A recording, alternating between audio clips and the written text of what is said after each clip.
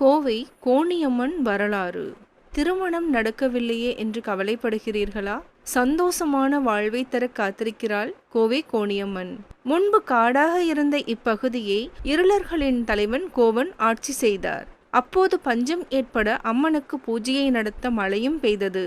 இதன் பிறகு இருளர்கள் குலதெய்வமாக அம்மனை ஏற்றனர். பிற்காலத்தில் இப்பகுதியை மன்னர் இளங்கோசர் ஆட்சி செய்த போது சேர மன்னர் ஒருவர் படையெடுத்தார். அம்மனின் அருளால் போரில் இளங்கோசர் வெற்றி பெற்றார். பின்னர் கோவையின் மையப்பகுதியில் புதிய கோயிலை கட்டினார். இதுவே தற்போதுள்ள கோணியம்மன் கோயில். இங்கு வழிபட்டால் திருமண தடை நீங்கும், குழந்தை பேறு கிடைக்கும், நோய் தீரும். அம்மன் அருளால் திருமண வரம் பெற்றவர்கள் கோயிலிலேயே நிச்சயதார்த்தம் நடத்துகின்றனர். கூடையில் உப்பை நிரப்பி அதன் மீது மஞ்சள், தேங்காய், வெற்றிலை பாக்கு, பூ வைத்து திருமண தேதியை உறுதி செய்கின்றனர்.